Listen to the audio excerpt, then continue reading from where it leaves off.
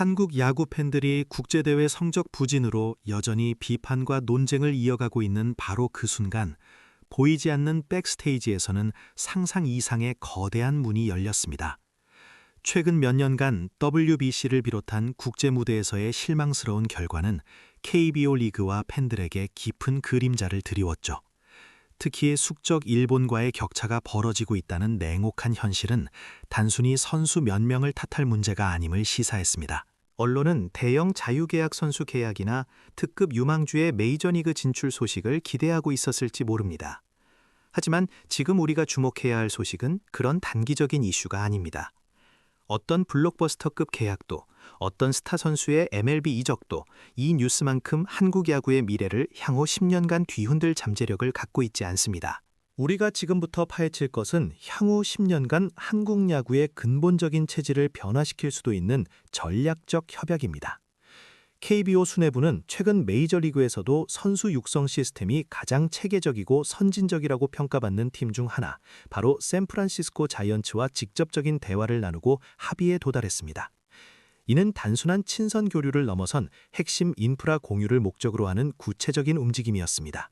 샌프란시스코 자이언츠는 막대한 자본으로 슈퍼스타를 끌어들이는 팀이라기보다는 데이터 기반의 분석과 바이오 메카닉스를 활용하여 원석을 보석으로 만드는 것으로 정평이 나 있습니다. KBO가 전통적인 시스템을 벗어나 근본적인 변화를 꾀하려 한다는 신호탄인 셈입니다. 이 소식이 처음 전해졌을 때 반응은 엇갈렸습니다. 놀라움과 함께 약간의 의구심도 따라왔죠. 이 합의가 과연 단순히 침체된 국제 성적에 대한 KBO의 형식적인 스포츠 외교 행보에 불과한 것일까요? 아니면 침묵 속에 다가오고 있는 새로운 한국인 물결을 위한 치밀한 준비 단계일까요? 한국 야구가 처한 냉정한 현실, 그리고 왜 KBO는 변화의 파트너로 막대한 자본력의 팀이 아닌 선수 개발 철학으로 유명한 샌프란시스코 자이언츠를 선택했는지, 그리고 이 협약이 한국의 유소년 야구 시스템, 코칭 철학, 그리고 결국 메이저리그로 향하는 젊은 선수들의 경로 자체를 어떻게 영구적으로 바꾸어 놓을지, 그 구체적인 내막을 지금부터 심층적으로 분석해 보겠습니다. 이 이야기는 단지 오늘 하루의 헤드라인이 아니라 한국 야구 10년 역사의 첫 번째 벽돌이 될 수도 있습니다. 한국 야구가 처한 현실은 단지 최근 몇 년간의 국제대회 성적표 이상의 깊은 위기감을 내포하고 있습니다. 2023년 월드 베이스볼 클래식에서의 충격적인 조기 탈락, 그리고 그 이전 올림픽과 프리미어 12에서 보였던 모습은 이제 더 이상 일시적인 부진이나 운이 없었다는 변명으로 덮을 수 없는 수준에 도달했습니다. 냉정하게 말해 한국 야구의 국제적 경쟁력은 우리가 기대했던 수준보다 훨씬 빠르게 약화되고 있으며, 특히 라이벌 일본과의 격차는 이제 따라잡기 힘든 수준으로 벌어지고 있습니다. 과거에는 정신력과 투지로 세계 무대에서 버텼다면 이제는 그 격차가 눈에 보이는 투수의 구속, 타자의 발사각도, 그리고 무엇보다 야구를 바라보는 접근 방식의 근본적인 차이에서 비롯되고 있기 때문입니다. KBO가 지금 당장 행동에 나서야 했던 절박한 배경에는 크게 세 가지의 불편한 진실이 자리 잡고 있습니다. 첫째, 국제 무대에서의 성적 하락은 KBO 리그 내부의 수준 정체를 증명합니다.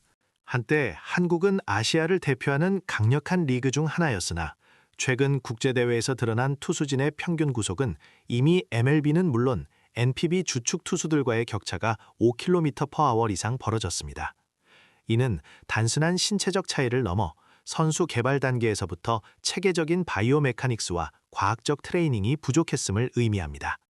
젊은 투수들이 고속구를 던지고 타자들이 꾸준히 장타를 생산하기 위해서는 유소년기부터 정교한 부하 관리와 최신 운동력학에 기반한 훈련이 필수적입니다. 그러나 KBO의 전통적인 육성 모델은 여전히 경험론과 양을 강조하며 과학적 분석보다는 단기적인 성과에 집중하는 경향이 강했습니다.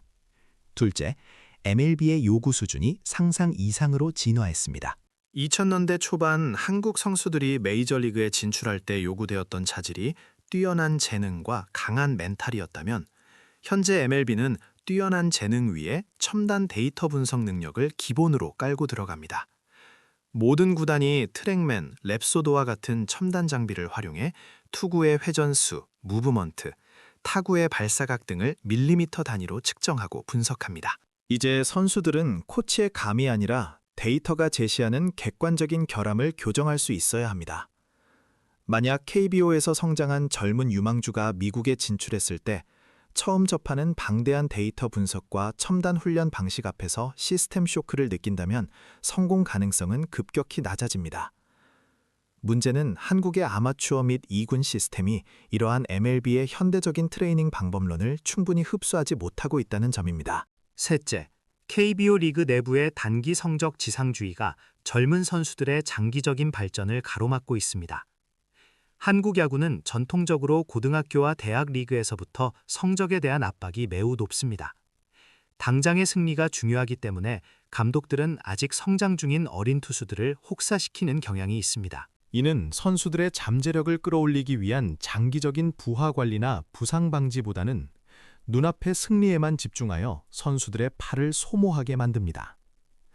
구단에 입단한 이후에도 1군 진입이라는 압박 속에서 과학적인 분석에 기반한 근본적인 메커니즘 개선보다는 단기적인 성과를 위한 임시방편적 처방에 머무르는 경우가 많습니다. 이러한 전통적인 육성 모델은 결국 젊은 선수들의 잠재적인 수명과 기량을 갉아먹으며 국제적인 경쟁력을 갖춘 엘리트 선수를 배출하는 데 실패하게 됩니다. KBO는 이러한 현실을 직시했습니다. 만약 지금 시스템의 근본을 바꾸지 않는다면 한국 야구는 아시아 맹주 지위를 되찾기는커녕 국제 무대에서 점점 더 주변부로 밀려날 것이라는 위기감, 바로 이 절박한 성찰이 KBO를 움직여 샌프란시스코 자이언츠와의 전략적 차박을 추진하게 남긴 완등 요인입니다. 이 협력은 단순히 몇몇 선수의 해외 진출을 돕는 행정적 합의가 아닙니다.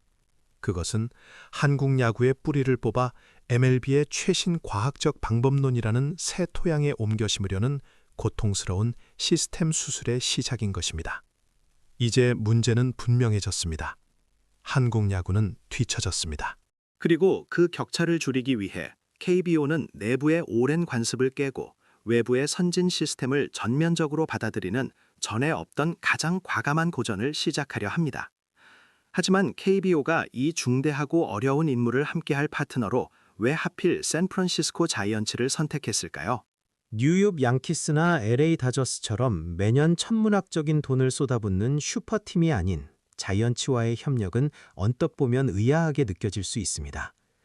자이언츠는 당장 눈에 띄는 초대형 FA 영입으로 주목받는 팀은 아닐지 몰라도 KBO가 가장 절실하게 필요로 하는 세 가지 핵심 요소를 갖추고 있었습니다. 첫째, 그들은 메이저리그에서도 손꼽히는 선수 육성 시스템의 명가입니다. 자이언츠는 단순히 스타 선수를 영입하는 데 그치지 않고 과학적인 데이터 분석, 바이오 메카닉스를 활용한 개별 맞춤형 훈련 프로그램을 선수들에게 적용합니다. 그들의 철학은 명확합니다. 선수가 잠재력을 최대한 발휘하도록 개인화된 로드맵을 제시하는 것이죠. 이는 여전히 집단 훈련과 획일화된 코칭 방식에 머물러 있는 KBO의 코치들에게는 신세계와 같았습니다. 둘째, 자이언츠는 아시아 선수들과의 협업 경험이 풍부합니다. 그들은 과거부터 일본과 한국의 유망주들을 꾸준히 관찰하고 평가해 왔으며 이들이 미국 무대에서 겪는 문화적, 언어적, 심리적 장벽을 깊이 이해하고 있습니다. 단순히 야구 실력을 넘어선 아시아 선수 특유의 섬세한 멘탈리티를 다룰 줄 아는 노하우는 KBO 선수들이 미국에 연착륙하는 데 필수적인 요소입니다. 그리고 셋째, 가장 중요한 이유인데 자이언츠의 철학은 열매를 따기 전에 뿌리부터 건강하게 만든다는 데 있습니다. 즉, 이미 완성된 선수를 데려오는 것이 아니라 10대 시절부터의 체계적인 육성에 적극적으로 개입하려 한다는 점입니다.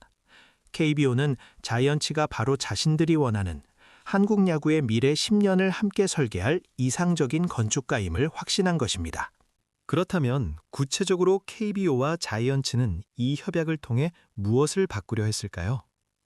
이 협약의 핵심은 단순한 친선 교류를 넘어선 시스템과 지식의 전면적인 공유입니다. 첫 번째는 공동 코칭 클리닉입니다. 자이언츠의 코치진이 한국을 찾아 투구 메커니즘, 최신 스윙 경로, 그리고 부상 방지 훈련법을 직접 지도합니다. 여기서 핵심은 선수가 아니라 한국인 코치들을 교육한다는 점입니다. 아무리 좋은 장비를 들여와도 사용하는 사람이 구식 사고방식을 유지한다면 변화는 불가능합니다. 자이언츠와의 협력은 한국 코치들이 직접 MLB 수준의 데이터 분석 기반 훈련법을 체화하고 장기적인 관점에서 선수를 바라보는 새로운 렌즈를 장착하게 만드는 데 그 목적이 있습니다. 두 번째는 선수 부하 관리 모델의 공유입니다. 한국 야구는 젊은 선수들을 혹사시키기로 악명 높습니다. 당장의 성적을 위해 어린 투수들에게 무리한 투구수를 요구하거나 성장기에 필요한 장기적인 체력 발달 계획 없이 단기 성과에 집중하는 경향이 강했습니다. 자이언츠는 이른바 오버유즈 인저리를 줄이고 장기적인 스포츠 과학 데이터를 기반으로 선수들의 피로도를 관리하는 정밀한 시스템을 KBO에 이식할 예정입니다. 세 번째이자 젊은 선수들에게 가장 설레는 부분은 MLB 진출 로드맵의 개척입니다. 이전에는 한국 선수가 미국에 진출하려면 사실상 맨 땅에 헤딩하는 수준의 무모한 도전이었습니다. 하지만 이제 KBO는 자이언츠와 함께 유망주들을 공동으로 모니터링하고 KBO와 MLB의 기준을 병행하여 평가하는 체계를 마련했습니다. 이는 젊은 선수들이 미국에 건너갔을 때 겪게 될 실패의 위험을 최소화하고 안정적인 지원 시스템 안에서 성공적으로 정착할 수 있도록 돕는 구조적인 보험과 같습니다. 결국 이 협력은 거대한 도박일 수도 있지만 한국 야구에게는 절체절명의 생존 전략이었습니다. 이 변화의 가장 큰 수혜자는 명백하게 한국의 젊은 선수들입니다. 그들은 더 이상 구시대적인 훈련법에 갇히지 않고 세계 최고 수준의 과학적 접근 방식을 조기에 접할 수 있게 됩니다. 또한 KBO의 코치진 역시 새로운 트렌드를 업데이트하며 자신의 전문성을 높이고 낡은 관습의 굴레에서 벗어날 기회를 얻게 됩니다. 물론 모든 일이 순탄하지만은 않을 것입니다. 개인 맞춤형을 중시하는 MLB의 문화와 여전히 집단 교육을 강조하는 KBO의 문화 간 충돌은 피할 수 없는 과제입니다. 또한 단기 성적을 우선시해야 하는 구단들의 압박 속에서 장기적인 육성 철학을 일관되게 밀어붙일 KBO의 리더십 역시 시험대에 오르게 될 것입니다. 혹자는 이러한 협력이 우수한 인재의 해외 유출을 가속화할 것이라고 우려하기도 합니다. 하지만 이 모든 도전에도 불구하고 KBO가 이 길을 선택했다는 사실 자체가 중요합니다. 이 협력은 단순히 KBO가 MLB의 파트너가 되는 것을 넘어 한국 야구가 세계적인 변화의 속도를 따라잡기 위해 오랜 관습과 결별하고 고통스러운 자기 혁신을 감수하겠다는 의지를 천명한 것입니다. 지금 이 순간 한국 야구의 미래 10년을 결정할 첫 번째 돌이 놓였습니다. 우리가 10년 후 오늘을 돌아볼 때 오늘이 바로 한국 야구가 장기적인 관점과 시스템 혁신이라는 가장 옳은 길을 선택한 역사적인 변곡점이었음을 깨닫게 될지도 모릅니다.